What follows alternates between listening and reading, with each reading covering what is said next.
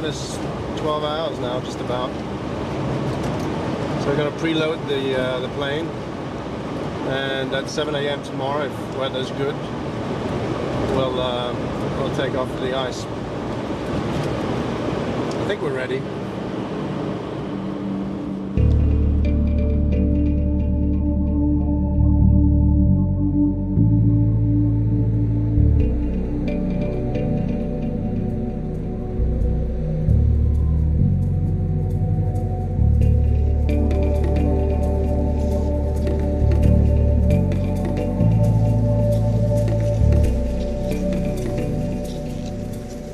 It is difficult to pinpoint the beginning of this journey.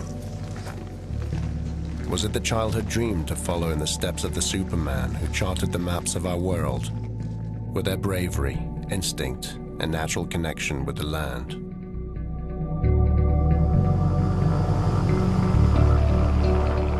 Was it the day the thought entered my mind that to make the poles could in fact be within my reach? Was it a year ago when I began articulating the thought, first mentally, then vocally, that I would undertake the Everest of polar expeditions, perhaps the toughest on Earth? Was it 6 months ago when I stepped up both my training and diet to increase strength and mass so that I could endure the brutal cold and harsh conditions of 6 to 8 weeks on the ice?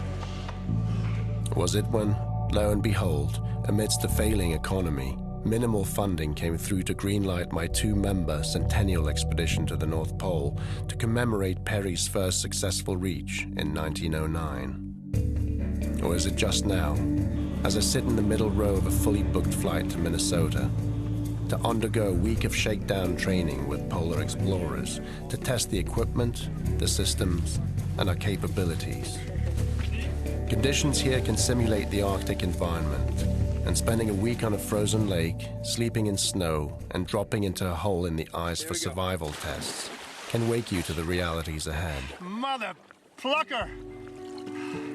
We were leading by example into a wilderness that is endangered. One which is suffering greatly at the hands of climate change. We had a shortage of food, basically. We faced really, really tough traveling conditions. Those decisions that we made in the tent really hindered us from peak performance. We had very reduced visibility. I was physically exhausted. Because I virtually could hardly see a damn thing. Rescue is uncertain. The North Pole is a very, very difficult experience. And traveling to there is the hardest trip in the world. The ice just simply opened up from under me and swallowed me.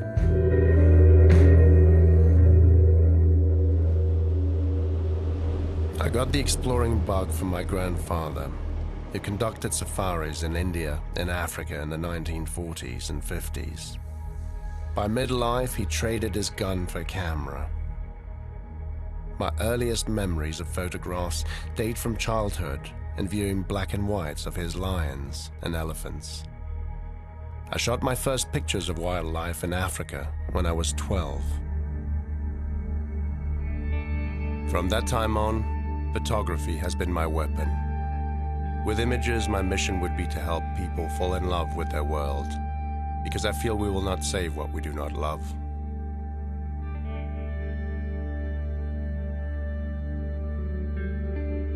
My first trips to Antarctica were game changers and such rich experiences. It is also a system that is challenged by climate change.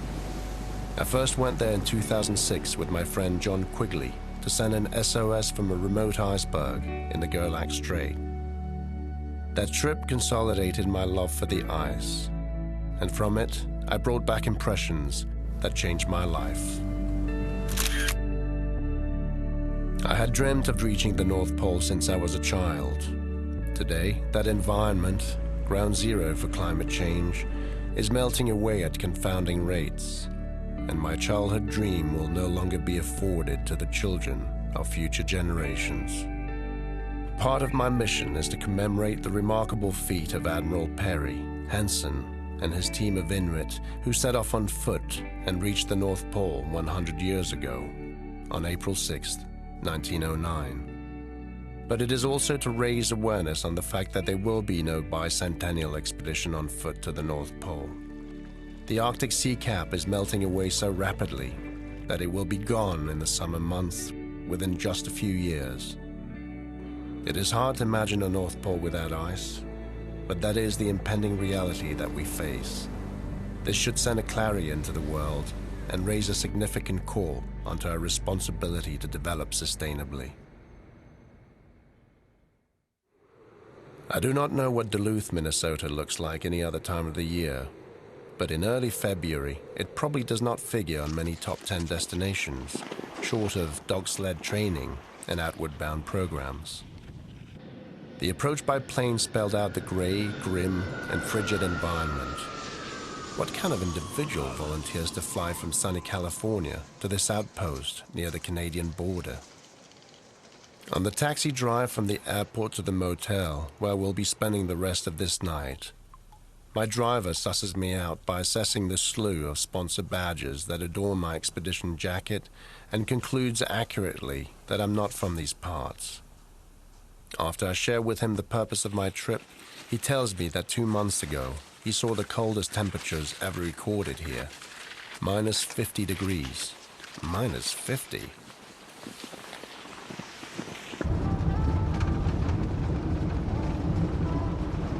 Minnesota, it turns out, can produce conditions that approximate the Arctic environment. The land of 10,000 lakes is ideally suited within the continental United States to train for polar expeditions.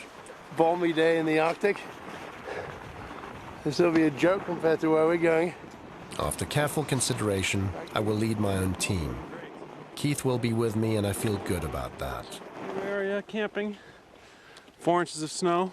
I met Keith in training, and we share a passion for polar exploration. He is an expert outdoorsman, and I'm confident that his skills will complement mine. For someone like myself who's enamored by polar travel, polar history, the opportunity to get out there and experience the environment that those explorers were traveling in was a highlight for my young adventuring career. Keith and I are the only ones here to plan for the 5 to 6 weeks needed to cover the 300 nautical miles of the last 5 degrees north. In the years since Peary, less than 150 people have traveled that distance on foot. Within the next few years, no one will likely be able to travel that distance any longer, unless they're willing to travel partly by night, for the ice will get too thin and fragmented during the spring days. Up early to feed the kennel of sled dogs, we find unusually mild temperatures and rain. Breakfast of champions here. 5-class accommodations, courtesy of Mr. Rick Schweitzer. Thank you very much. Rick, the owner of Polar Explorers, later tells me that the Shakedown is designed to dissuade all but the most committed adventurers. In a flat, matter-of-fact tone, he announces that the week has been designed to shake down the less than super fit. Really beautiful around here. Conditions are a lot milder than there will be in the Arctic. As far as the effort, pulling the sled, it's probably a little harder here. The snow is sticking to the sled, makes it a bit heavier.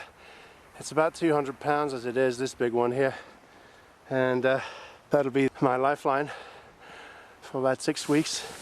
All these lakes in Minnesota would be very difficult to travel and hike around in the summer because all those trails that we're walking would be filled with marsh. So you can cut trails in the winter, and that's what we're doing. It's gorgeous around here. The mild temperatures and the rain make for very slushy conditions, and I have some trepidation pulling my 200 pounds of weight.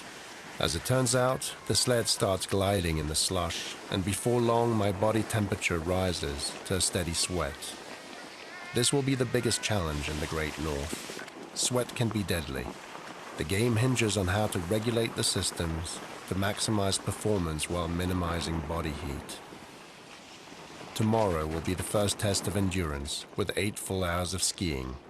My body aches, and as I lay to rest, I am contemplative of my limitations, which silently scream from the depth of my soul. What type of man are you to think you will succeed at this?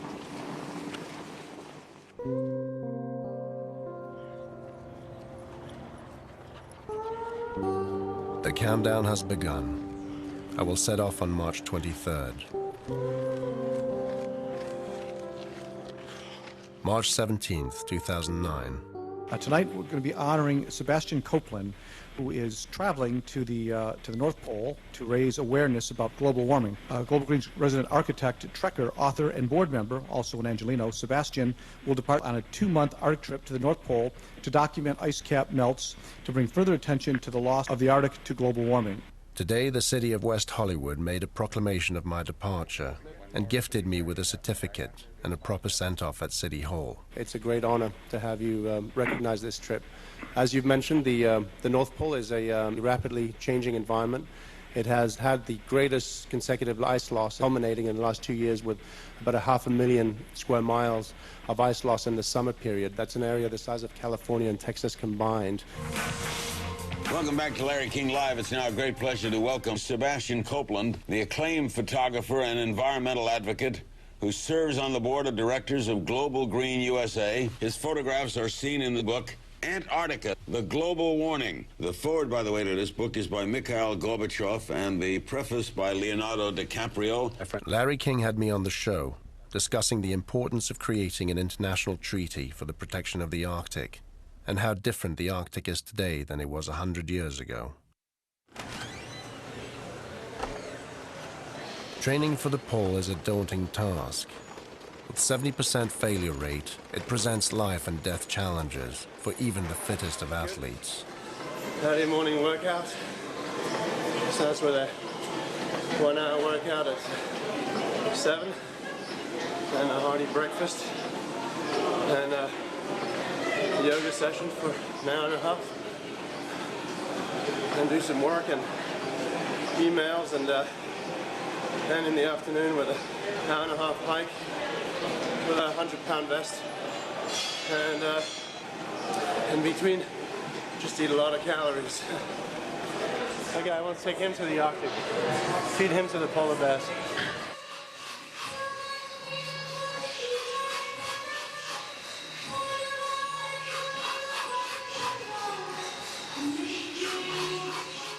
The meditation practice here will provide me with the strength needed to combat the isolation one feels from traveling the frozen wilderness.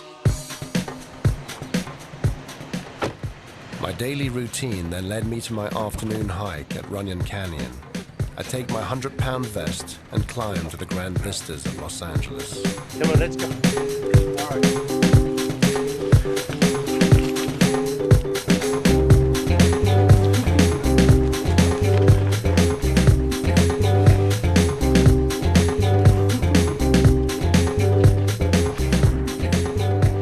One day all of this will produce power sustainably, and it won't be a day too soon.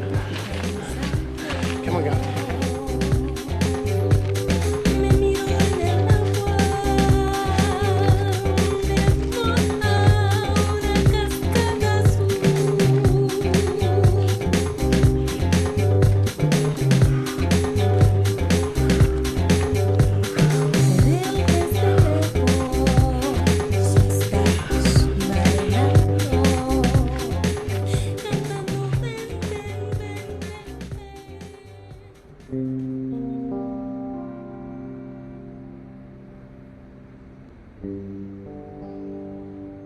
March 18th, 2009. Departure is finally upon us, after months of training and preparation. A seamstress works late into the night to fix the sponsor patches onto the outerwear. Meanwhile, back at the fort, and with the company of a handful loyal friends, I stay up all night finalizing the remaining items on my to-do list and complete packing. I guess one never feels ready. They drive me to the airport, and after a powerful send-off, the plane takes off for Ottawa, where I overnight and meet Keith. Hey, Keith. How are you? Good, buddy. At the airport. Just getting ready to head north. A quick dinner and catch up, and then lights out. What is it? Neither of us have slept last night. The morning ritual of excess luggage. March 19th, 2009. Early flight out to Iqaluit today. It takes another 3.5 hours to reach Iqaluit, just at the edge of the Arctic Circle. A layover there gives us time to make some last-minute food shopping and check the local museum, which I visited last summer. How do you feel, buddy? I feel ready to go. We're still on our travel day. We have a few more hours. Our longest flight so far, at least my longest flight so far, is going to be heading up north to Resolute Bay and go meet Ozzy at the South Camp Inn and spend the next couple days preparing to get out on the ice. Outstanding. We're like T-minus 4 days, I think, or 3 days now. We're in Iqaluit, stopover on our way to Resolute. And I think we're both ready to go, just rearing to go. And it's mild here temperature-wise, which is both reassuring and surprising at the same time. It's been very cold up and north on the ice. We've had reports from a couple of teams there that have been just struggling with the temperatures. But it feels to me like it's warming up a bit, so we might get lucky yet. Carry on to Resolute Bay. Nervous to hit those quick turns we can, Pacific, and then just a 1 hour flight over to Resolute. The plane finally takes off for another 3 hours up north, with a short stop in Nanisivik.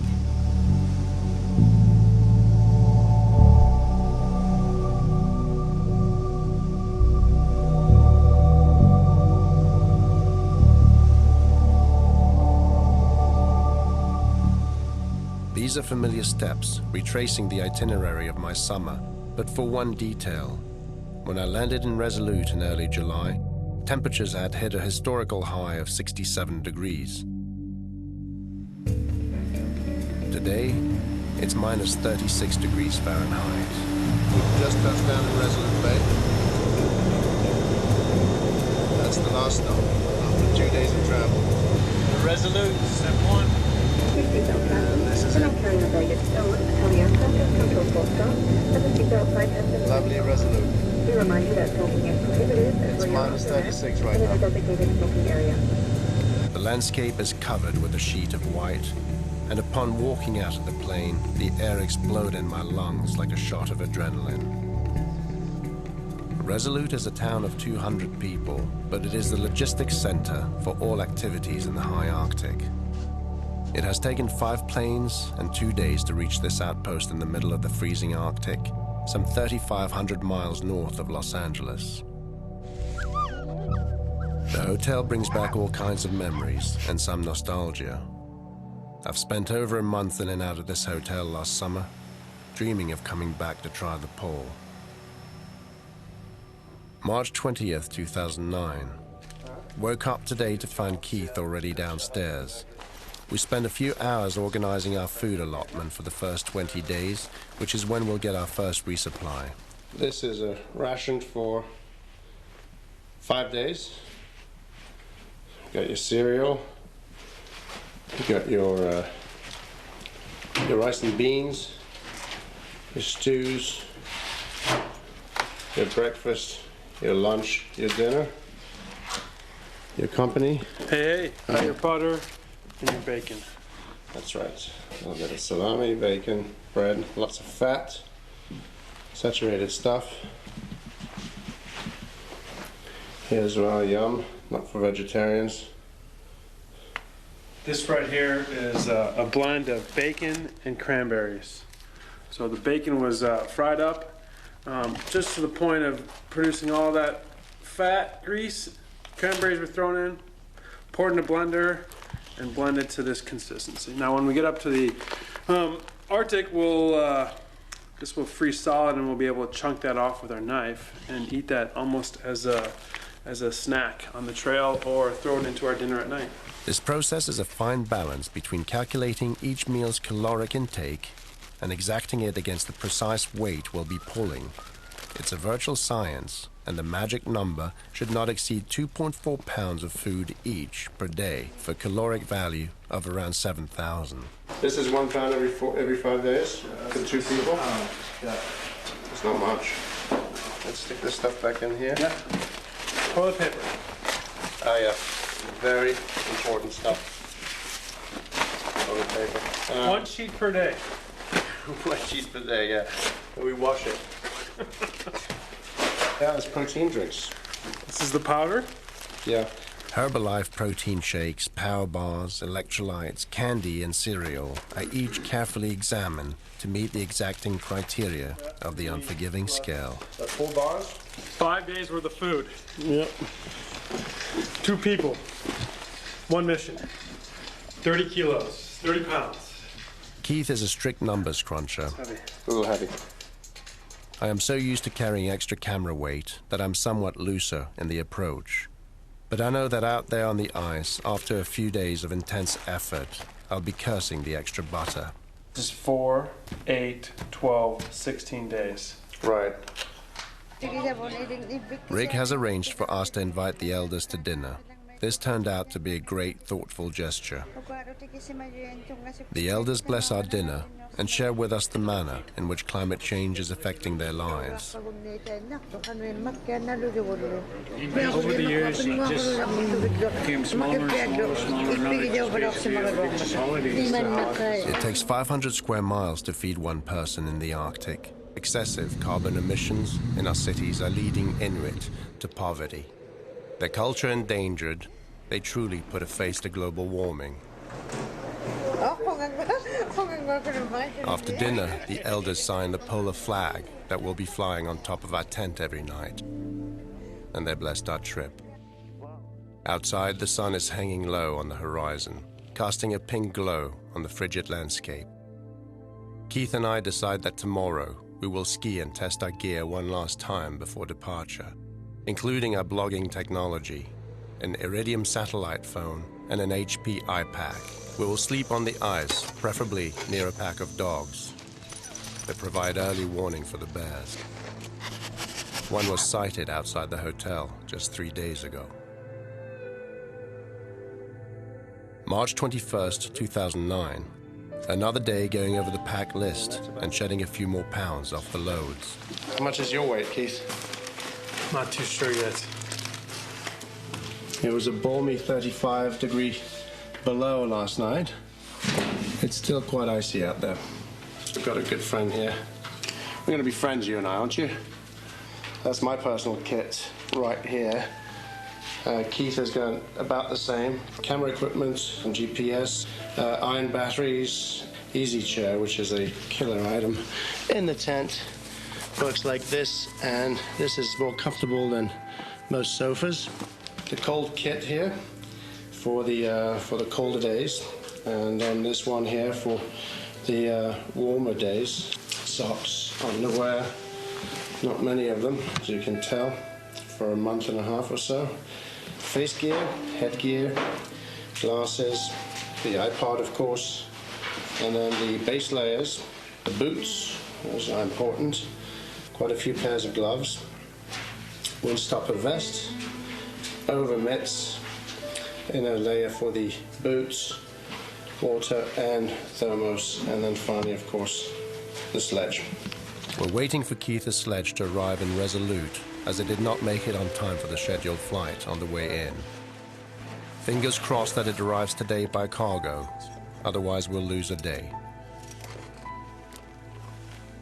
There are always rich encounters in Resolute. People who, like us, wait for the go-ahead on their way to make their dream come true. Take Taka and Catlin, for instance, who have crossed the Chinese Gobi Desert on foot, over 4,000 kilometers in 6 months. Or Michele, who is on his footing of departure for a solo trip from the South Camp Inn to the magnetic 1996 North Pole. Michele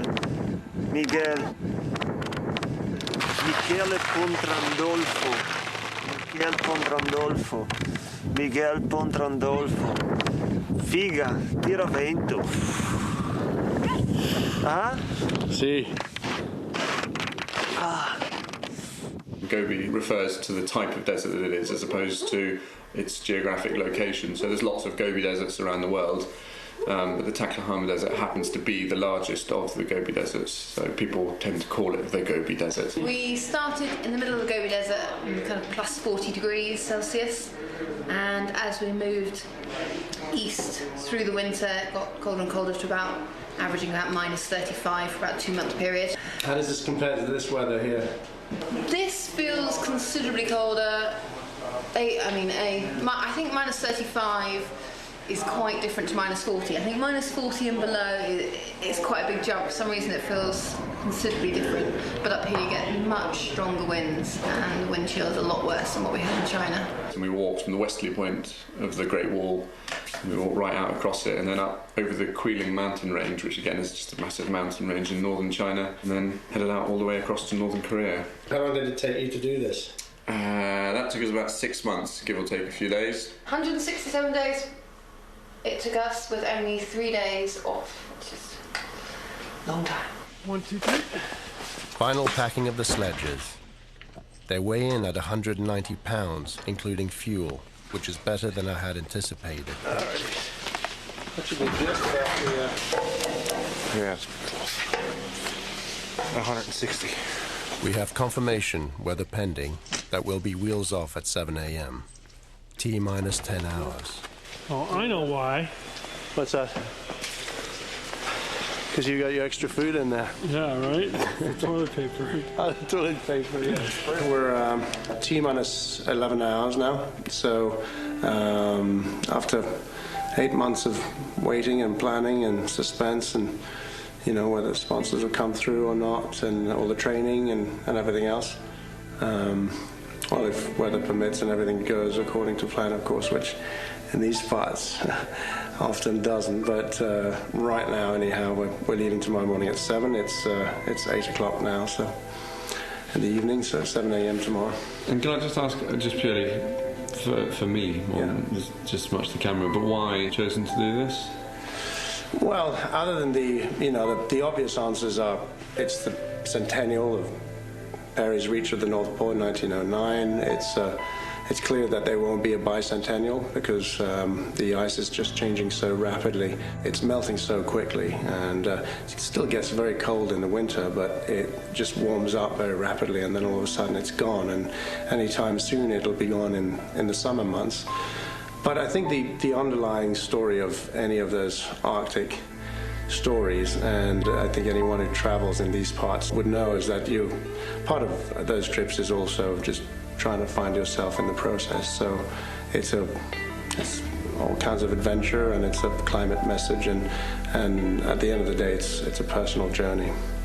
And what are you expecting to get out of it as a personal journey? Well, hopefully not a frostbite anywhere, but some peace, I think. What I like especially about those long solitary days walking is the meditation. Just to be in a mental space that's just your own, in communion with nature, and feeding your soul in that process with seeking to soak up everything that surrounds you, and the beauty and the uniqueness of that situation, and by virtue of that, I think one feels pretty unique in that moment as well. So that's the idea. You'll go tomorrow. Go tomorrow, yeah. How many hours? 7. 7 o'clock? 7 o'clock. Yeah, we leave tomorrow morning at 7. And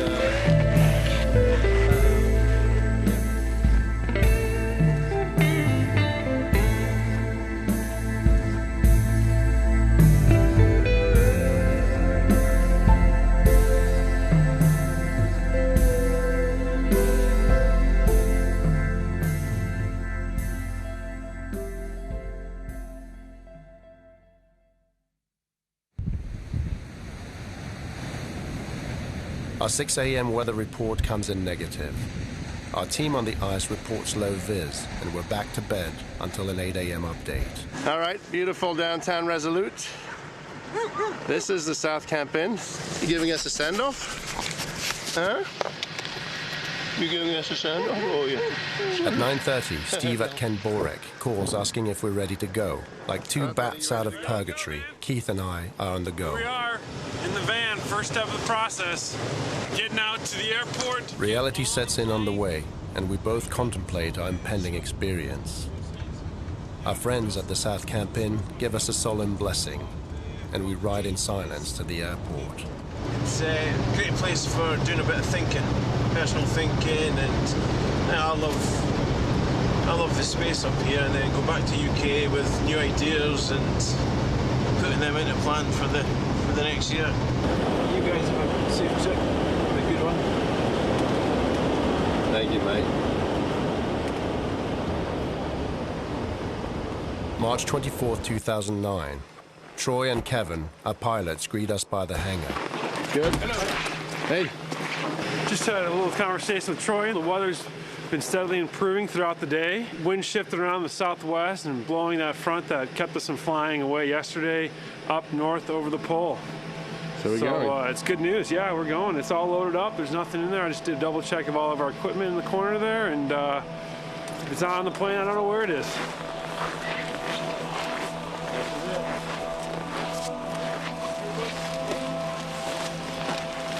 You all ready then, Sid? Ready? All ready? Yeah, we're ready. Yeah. All right, mate. I'll see you on the other side. Yeah, so There's a safety card in the back. It'll tell you about no smoking as well, because we've got fuel in here with us. And about 2.5 hours to Eureka. Excited? Always a little bit of nervous energy on the start of something like this, but excited to be moving out there.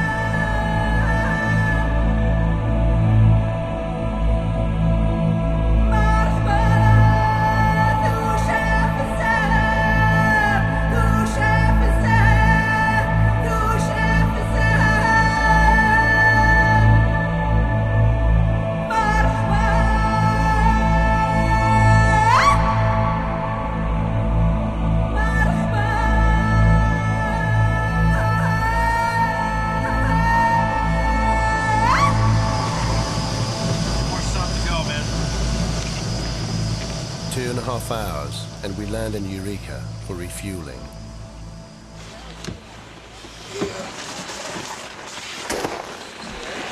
That's it. Eureka. Here we come. One more stop.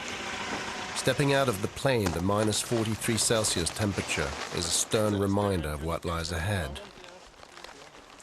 A slight breeze and that air stings like a fist of needles. A seam of the fuel pump malfunctions, and Keith and I, both giddy and cold, run around the runway to keep warm. How many missions have you flown to the North Pole, Troy? I would say probably about a dozen. What do you like about this region? Actually, this is probably the best part of the planet.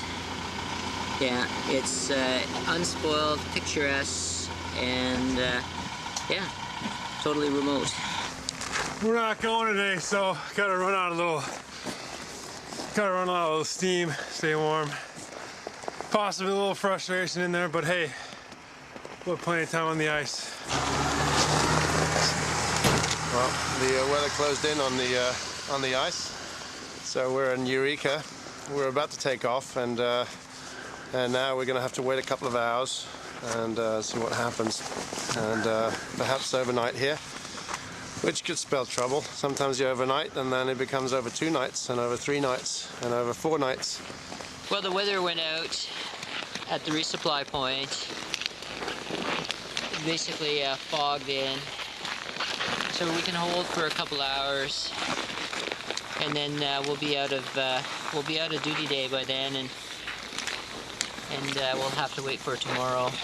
So possibly we'll end up overnighting here, or else having to go back to Resolute. The last bastion of civility before heading to the ice, Eureka is a station battered by the merciless lashings of the Great North. The vehicles that make it there know they've reached the end of the line and are resolved to finish here without ceremony. The men who drive them have stern faces shaped by their pioneering spirit. As with frontier towns of the past, people here are lured by opportunity. But as the lines on their faces deepen, they all seem to soften internally, moved by the power of this harsh desert and surprised by the answers that come to them from questions they had not sought to ask. Eventually, it would seem, everyone is forced to ponder the same question. Who am I, and why am I here? In the white, stark vastness of the Great North, answers come easier, because there aren't as many places to hide.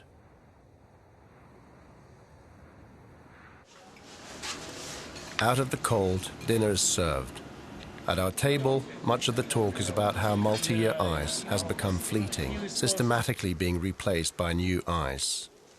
This confirms the scientific data I know all too well, but it is interesting and refreshing to hear it from their point of view. In fact, Arctic multi-year ice that is 10 years old or more, went from 80% 20 years ago to 3% today. New ice accounts for the fragile conditions of the sea ice and how rapidly the Arctic summer ice can simply break entirely. It also factors why, in a short matter of time, explorers will likely no longer have a window to reach the pole, as we are attempting to. We will spend the night here tonight and pray for our marching orders in the morning. Next update is at 7 a.m. Hopefully Sedna, the Inuit goddess of the ice, will be on our side. I think that's finally it. Last leg. Leaving Eureka and dropping to the ice. In about 2 hours, we should be on the pack ice on our way to the North Pole.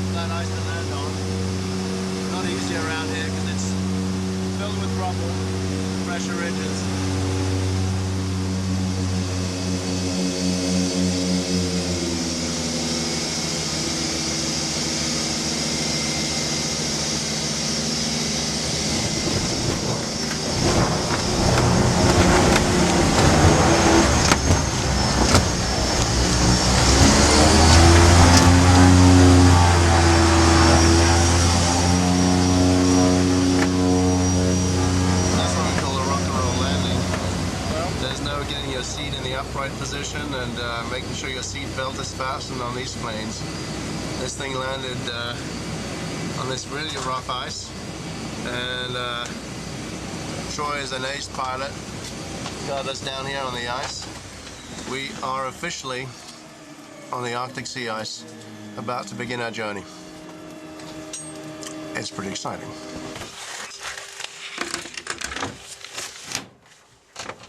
said to another group, welcome to nowhere.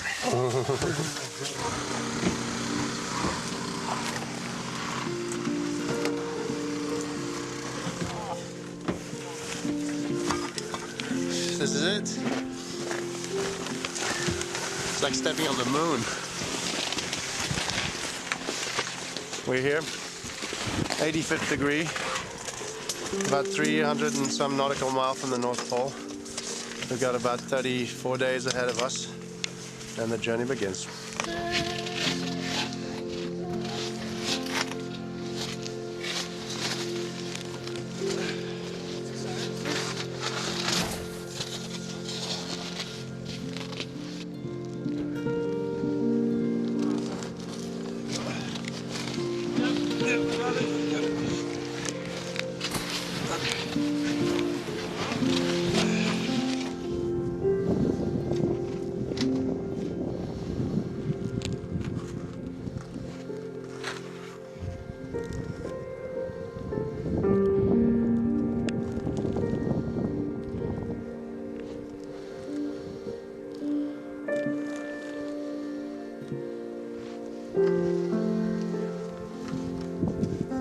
That was an awesome flight, Troy. Thank you so much.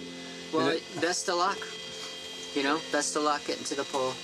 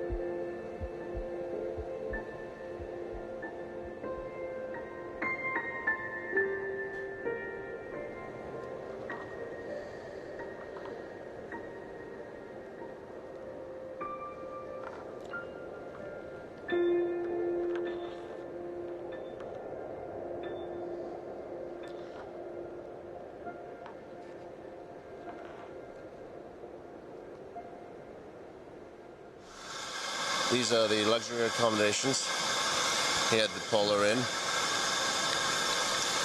A little short on amenities though. We called in for a shoe shine, but nobody picked up, so there's no late night snack.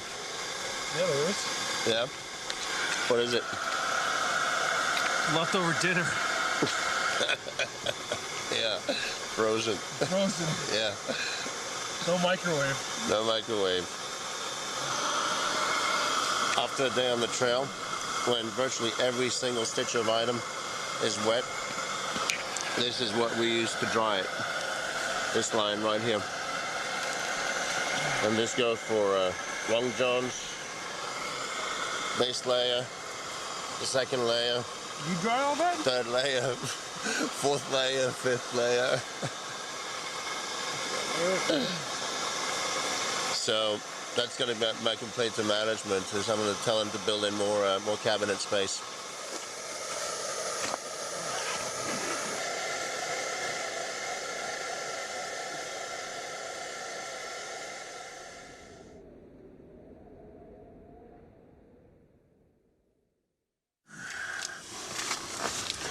What happened to the stove?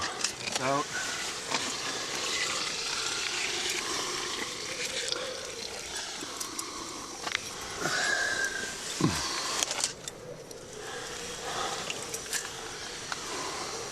As you can see, the ice frost inside the tent overnight. We get the heat up with the heaters in the evenings and then in the morning again. But during the night, we've got to obviously turn them down to save on fuel, and the temperature drops pretty considerably in the tent, and everything gets pretty frosty As you can see from all the stuff over here, this is what we get our water from, the water reserve here. And this is our local chef here. Hey. Hey. Got some breakfast brewing and getting it all figured out here in the morning. That's it. Life in the tent. It's a little tight, not glorious, but the company's fine.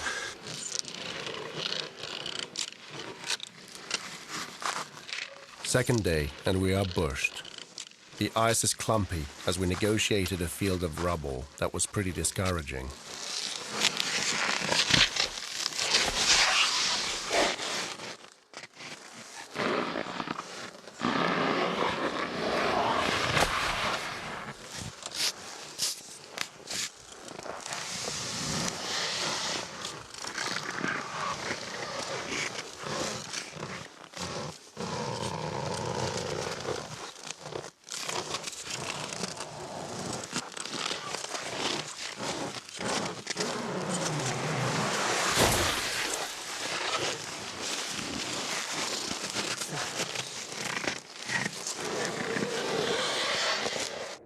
After 2 hours of pulling our heavy sledges across these pressure ridges the size of trucks, I looked up to see the same landscape for miles in all directions. Well, this is day 3. It's been pretty cold so far. It's sunny every day at least, that's pretty good. But we've had between minus 34 and minus 40. Both Keith and I have little frost nips on our fingers. So it's been pretty chilly. On our third day, we're trudging along, and hopefully this will be a good omen for the future.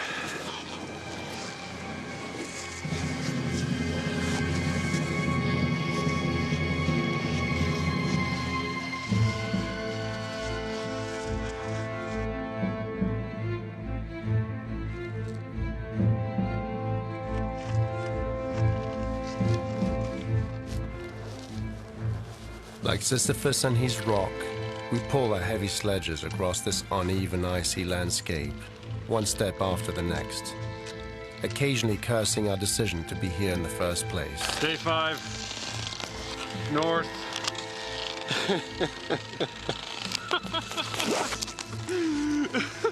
Oh, what the f***? Oh, shit! It's common for the first few days of any expedition to be the hardest as you get acclimated and into a rhythm. We're up for the challenge and hoping that the temperatures warm up a bit.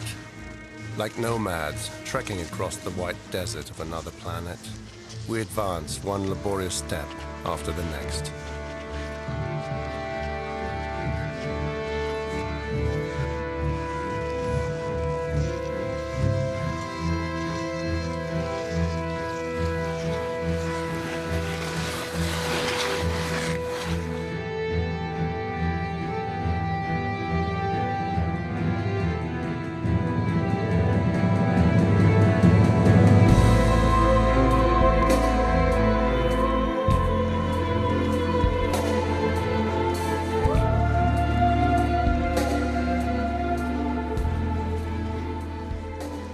A gale grew from the west.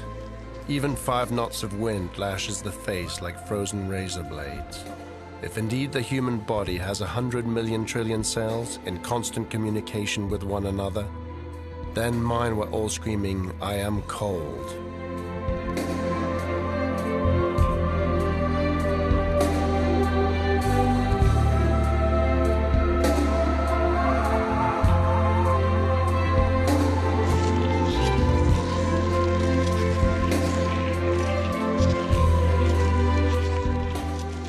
Cold temperatures crystallize the water deposits, preventing them from bonding with the ice. The result is like pulling the 200-pound sledge through sand. The terrain is never flat, even when hitting nice pans, which has been rare. Mostly it has been rubble fields, which slow us down and can be quite discouraging when they sprawl on for miles. The mood varies between euphoric and upbeat, and frustrated and doubtful.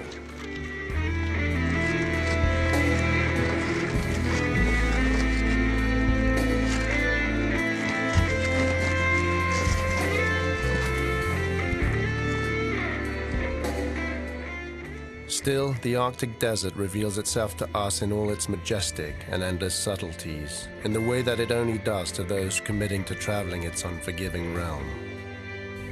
The lunar vistas are simply breathtaking. No life here, and no sounds, but for the cruddy break of our feet on the ice and our constant marching companion, the steady and heavy rhythm of our breath. The sun does not rise above 15 degrees from the horizon at its apex, but no longer sets either.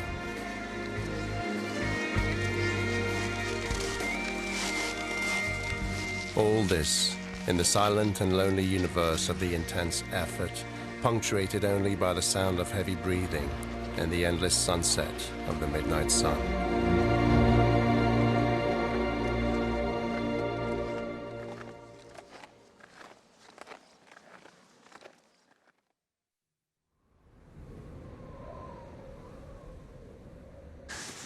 Time to get up. We started late today as a wind from the south was shaking the tent all night. Also, I think today is Sunday, and on that day we felt we too could get some rest. Every morning, it's the same exercise.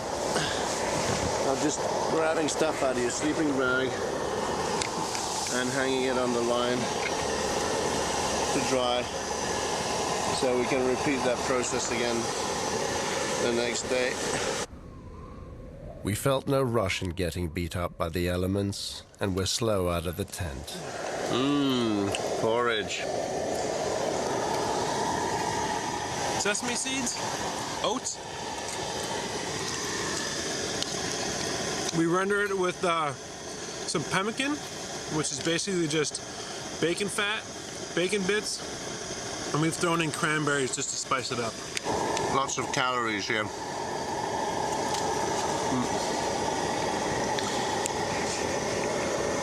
Make up for what we're going to burn today.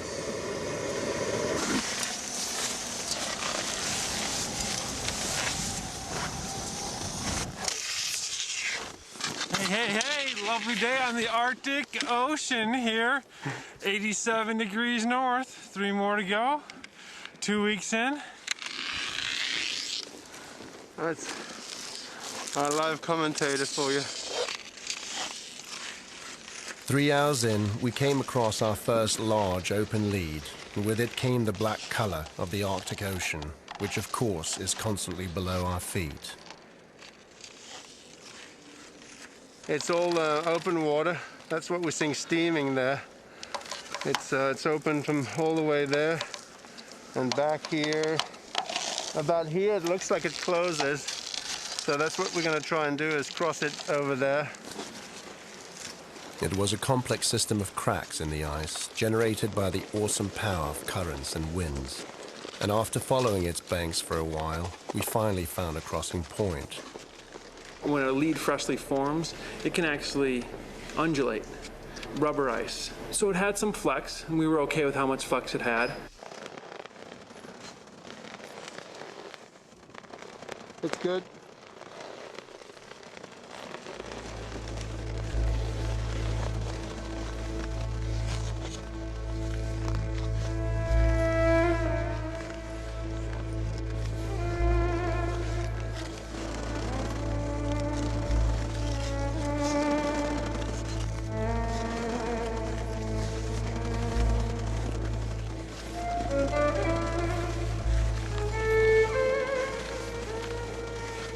Open leads and pressure ridges are the biggest challenges to North Pole travelers.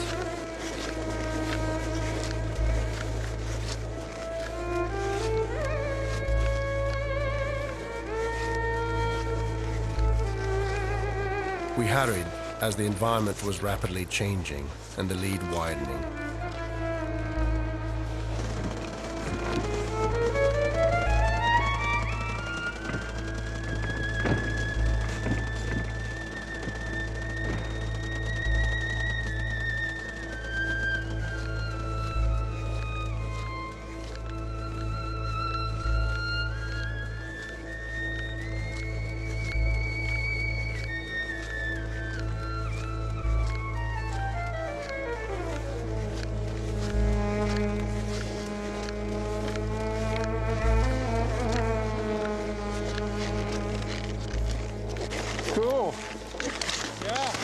was good. Not so bad. Huh? Not so bad. I stopped there because I want to unclip my harness, just in case. You know, if you go in the drink, you might not want all this stuff attached to you.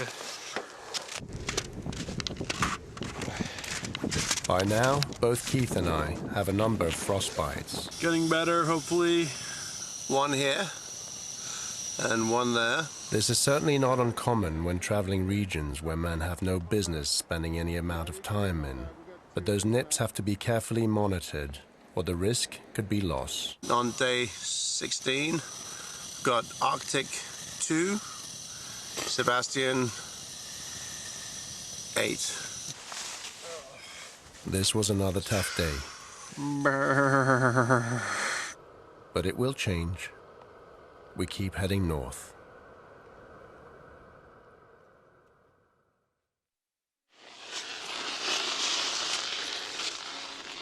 We skied hard and for the first time begun to grow into our rhythm. We might have done better mileage, but for the many rubble areas we're still dealing with. This quantity of rubble and pressure ridges is consistent with newly formed and therefore weaker ice. Multi-year ice, which is almost all gone in the Arctic Sea, tends to be thicker and smoother. It has more structural integrity. It is amazing to consider the awesome power of currents and winds, crushing multi-tons chunk of solid ice like twigs and piling them on top of one another like an auto salvage yard.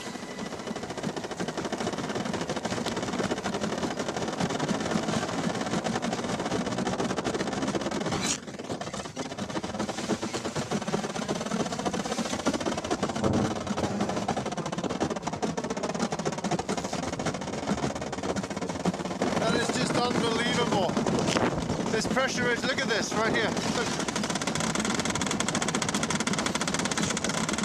This pressure ridge is being formed just as we speak.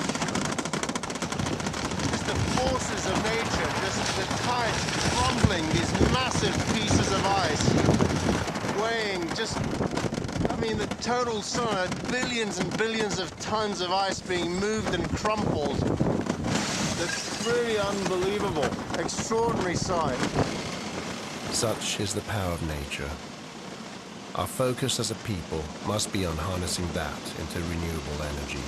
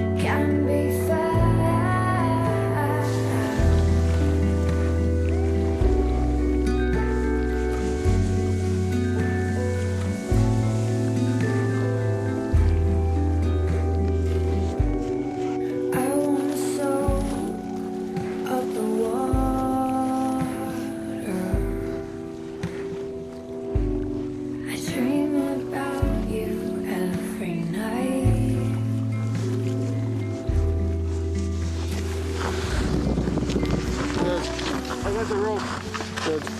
Excellent. Well done.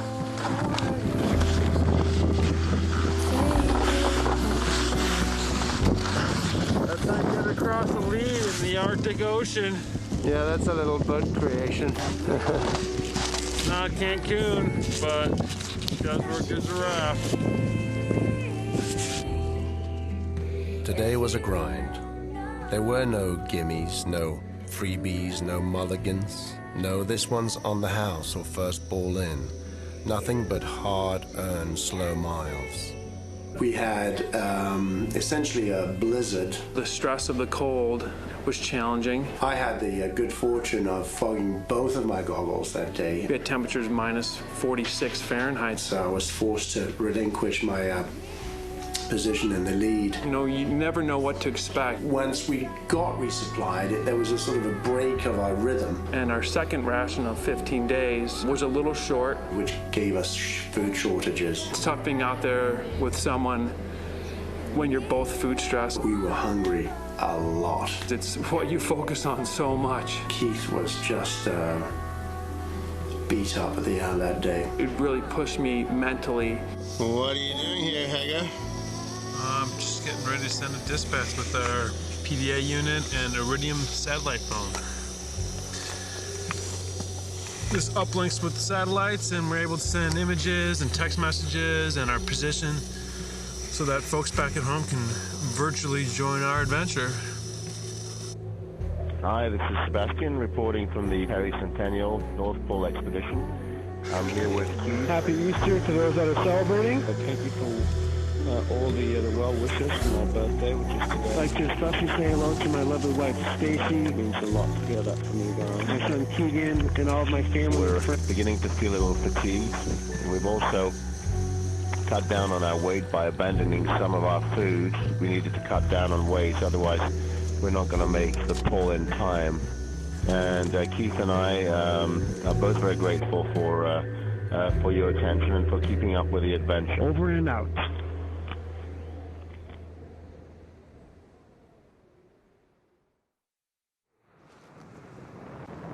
This is truly remarkable. We're witnessing one of nature's most extraordinary display of power out here. This lead that's been blocking our way is actually closing. So the two plates are coming together, and it's in fact what is creating these pressure ridges around here. But it looks like if we're lucky, this whole lead is going to close up and we're going to be able to cross it over.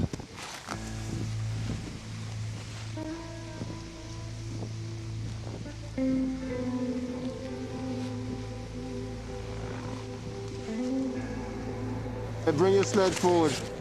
The Arctic terrain can be unrelenting and unflinching. Yard by yard, we negotiated the broken ice boulders.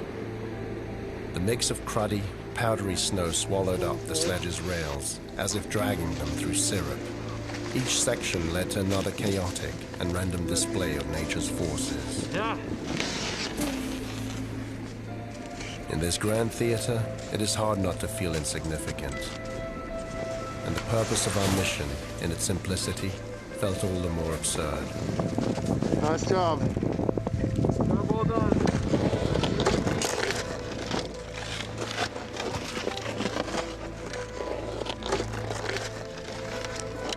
Try and imagine a giant crumbled cake. Throw it in the deep freeze, and now reduce your size to about an inch. Strap on some skis and decide to cross it. Sometimes the best thing to do is just to put one foot in front of the other and move forward without thinking.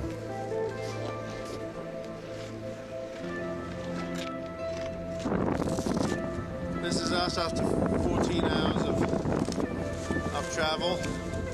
We're pretty exhausted. We're going into the negative drift at this point. So it feels like walking on a conveyor belt. Every mile we do, we lose about 1/10 of that mile to the drift pulling us backwards. We're traveling on the Arctic Ocean, so we spent 35 days without touching land.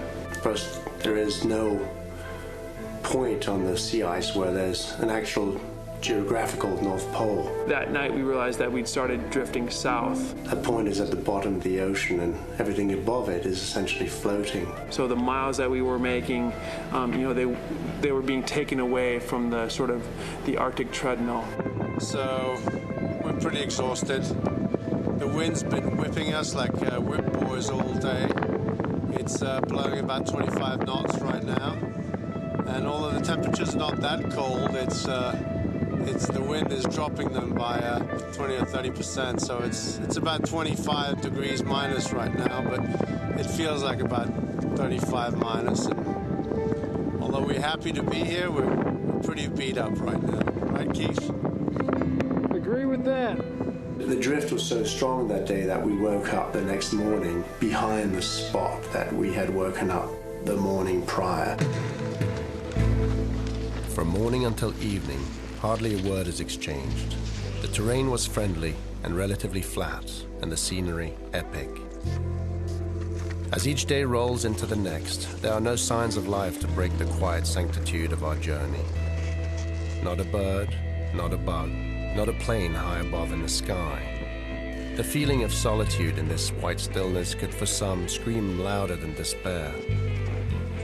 But mostly, I immerse myself in complete communion with the ice and feel at one with it. 1 in 30 million species inhabiting the Earth, no more, no less. And I get lost in the unique privilege of finding myself here, nourishing my soul with the pure and raw power of nature.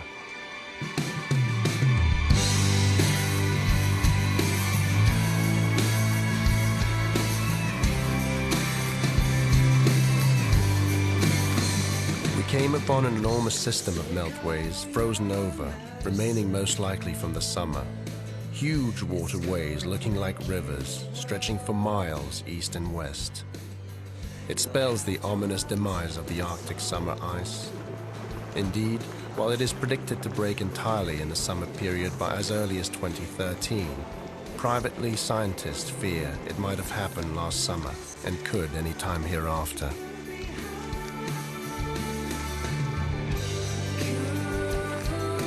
Broken ice in the summer means the end of multi-year ice and a rapid breakdown of the structural integrity of the sea ice, regardless of seasons.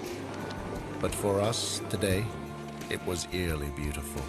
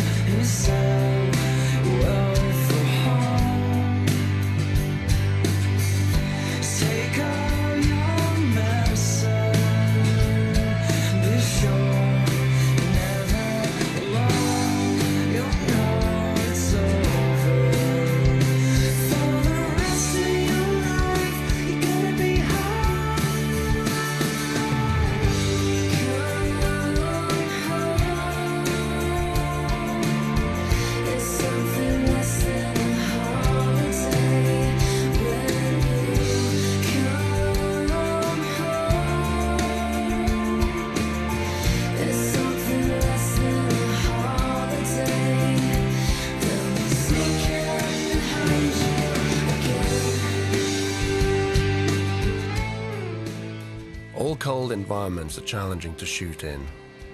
But out here, each opportunity to shoot has to be measured against 1, the time to stop, open the sledge and set the gear up, and 2, the cold that sets in from stopping. Consequently, shooting is extremely challenging and made all the more frustrating for the fact that there are quite literally hundreds of shots daily that cannot be captured but to memory.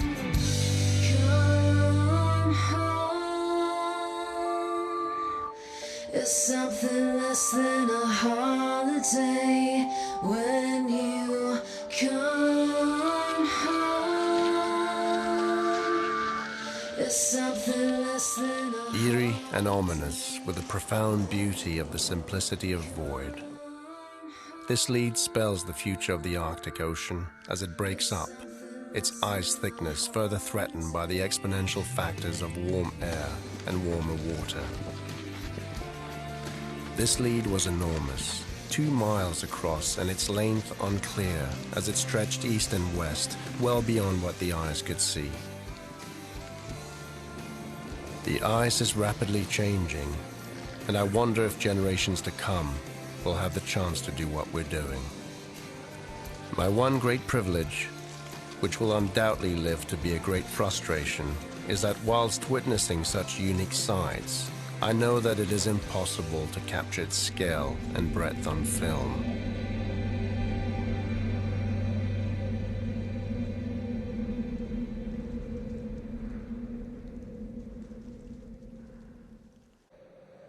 When the sky is overcast out here, all manners of depth, perspective, and height disappear. The pale shade that normally gives the icy terrain its detail is completely gone. What remains is the seemingly posturized ice blue color of most pressure ridges and pure white.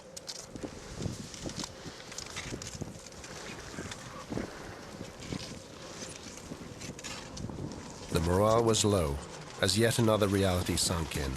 At the rate we've been going, we'll not make the pole on time to exit through Borneo. So the additional challenge is set. The race against the clock is on.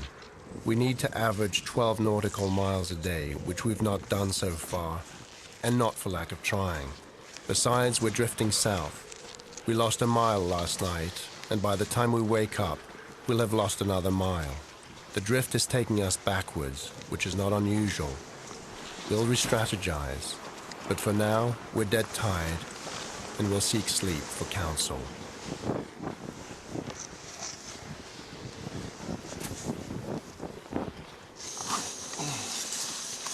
Now the pole is frosty sleeping bag out of its compressor bag.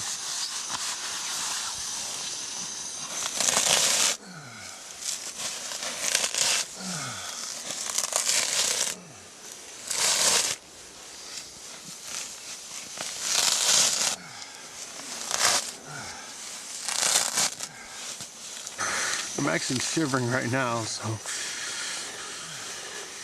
and I'm not fully cocooned. Oh. All right. Good night.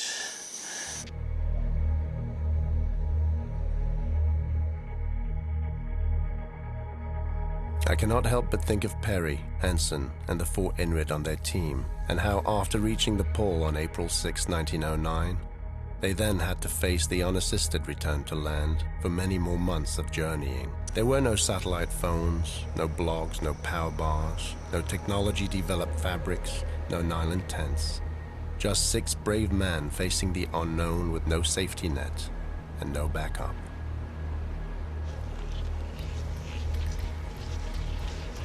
The race for the pole is still on. We hope for good luck in the terrain again, so we can maintain our speed. We've been told categorically that our flight off the ice will be no later than the 26th in the AM, as Borneo closes. Borneo used to close later in May, but the rising temperatures have made this too precarious for this floating station, servicing expeditions and scientific research on the ice for 4 weeks. Yesterday I said that the ice on the lead generally doesn't break at once. Well, sometimes it does, and today it did. So we were investigating something that looked potentially passable. I took a chance on it because I was trying to make time. The only way to find out is if you take the initiative to walk out there and see if it's going to hold your weight. We were trying to make time and had a good start until a small east-west lead blocked our way. A narrow section looked questionable but doable, as it was only about 10 feet wide. I unhooked from the sledge, stepped carefully on the flexing ice, took one large step forward, and all at once, the dreaded. The ice gave in from under me, and I slowly but inescapably sunk to my neck in Arctic water. It was fortunate that he had loosened his skis. I kicked them off and they floated up to the surface. It took about 2 paddle strokes to get to the edge where I was. I got to pull myself up with Keith as assistance. Keith quickly threw me a line and pulled me out, which left me dripping in negative 35 degrees Celsius. It goes without saying that getting down to your skivvies under those conditions isn't anyone's idea of a good time.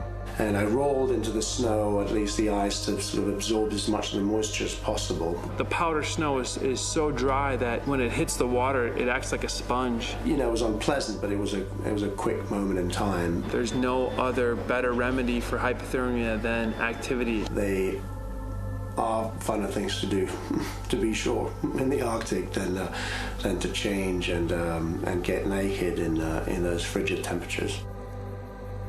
One of the great lessons of this environment is that there are no timeouts, no quitting, and no savior. The mess you're in is yours to clean, and this responsibility works anywhere.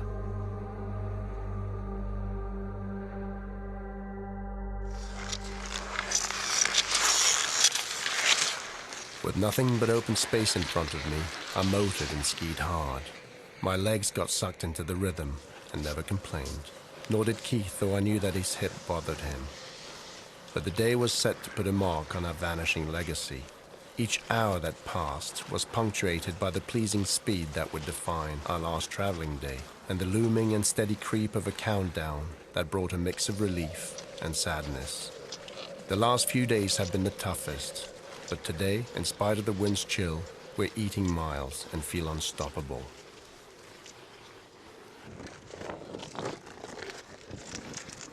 As if to teach us one more time the meaning of the word respect, the pack ice threw a field of junky, powdery blocks at us, and the clouds overtook the sun to flatten out the detail in the terrain one more time.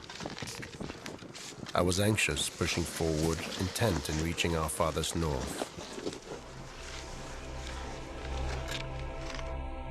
Then it all cleared. The sky, the wind, the rubble. And the end came abruptly, systematic and unapologetic. Ahead of us and within reach, on a flat pan framed by pressure ridges, stood my childhood dream. The point that makes explorers through the ages squint with wonder, does not surrender easily. But I was determined, GPS in hand, to see those numbers line up, and honor Peary and his men from where they stood 100 years ago.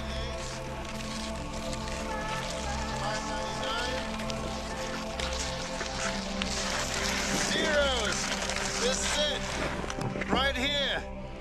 This is it. This is right the North Pole, right here. From this point forth, no matter where you go, no matter what direction I go, I'm going south. And here's the other thing. If I do this, let's see.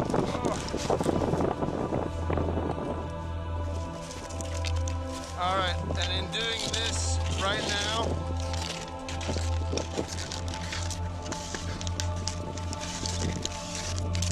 I've walked through every single time zone on the planet. This is it. That's the North Pole right here, the top of the world. We made it. It's pretty exciting.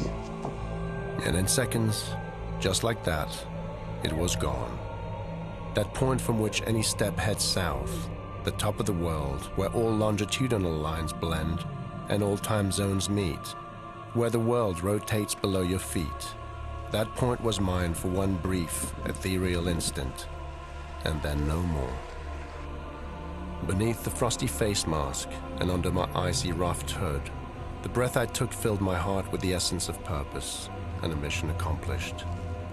For a while I stared in silence at the field in front of me, taking in the open, unrestricted ice kingdom, committing to memory its vastness and the contours of the mounds and ridges framing it, noting the way that the sun defined the terrain, feeling the wind biting my left side. I heard my heart pounding, fresh from the effort, tugging at me with undecided trepidation, not sure whether to weep in relief or beg for more. Any moment now, this solemn and suspended reality would be broken by the distant flapping of the helicopter's rotors, and the dream would end. As Keith and I stood there in the silence that had come to characterize our solitary travel, I knew that this image would define my experience up here, and I relished it. The North Pole is so ephemeral, so fleeting, that it can feel like an illusion. While the pole itself is a static, geographical point at the bottom of the ocean, up here on the sea ice, constantly drifting, nothing is. In fact, sometimes, as happened to me then, the dream feels more real. And as the ice shifts, unmoved by the human desire to pierce its crust with a marquee post. What is left is the image that we choose to retain. And to me, it will be that open field, staring me in the eye as if to say, I'm leaving too, soon.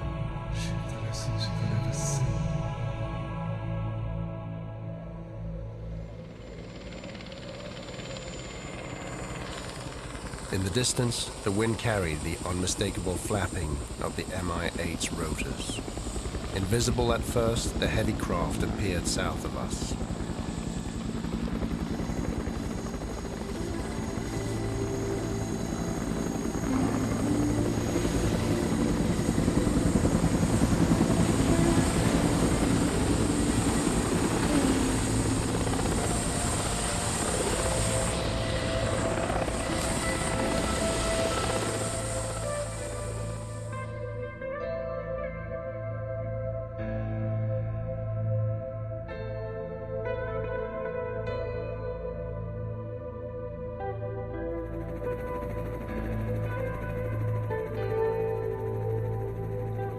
I stared out of the porthole of the helicopter as we lifted off to Borneo, feeling real fondness and nostalgia for this tough and unforgiving environment. We were leaving the pack ice, its ridges, rubble fields, and open leads, its frigid humidity and freezing winds, its cloud cover and zero visibility, and its canvas that challenges the human spirit and pushes the limit of its physical potential. And the thought troubled me as it slowly sunk in that I would likely not be back here, at least not like that. Intense and epic, the North Pole is one tough mission. The legendary Reinhold Messner said, Everest is very dangerous, but crossing the North Pole, which I attempted to do, is 10 times more dangerous. I knew flying away that what I brought back with me was an experience that has marked me and perhaps changed me for life.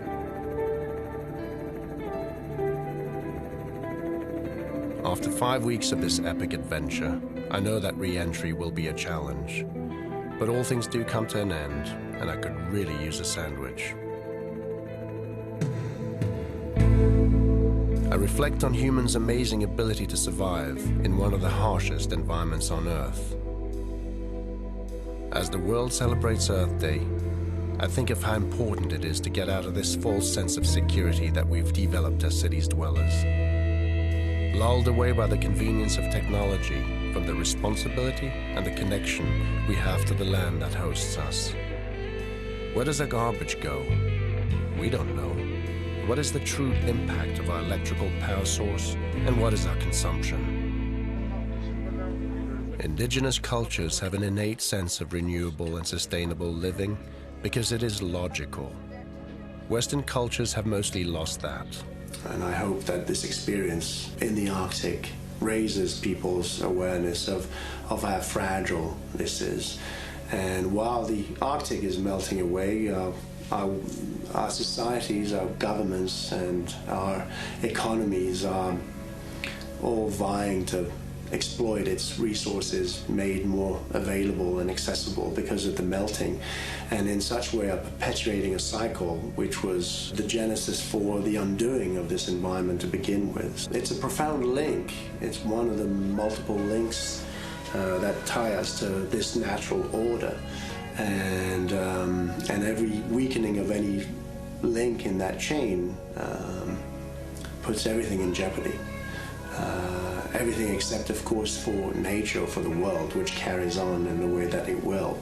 Ultimately, this is not about protecting the planet. Ultimately, this is really about protecting ourselves from ourselves. With each step into the white vastness of the Arctic Sea, I am reminded of how small and vulnerable we really are, and confronted with the mirror of my own footprint. While the snow drifts cover my tracks, I know that I too would soon drown in the tears of the earth as its ice melts and floods our cities, forcing on us the reckoning of an order that we lost. I am left to ponder in amazement at the power of the nature that surrounds us, and to appreciate the freedom we're afforded to journey unrestricted through it. What an adventure.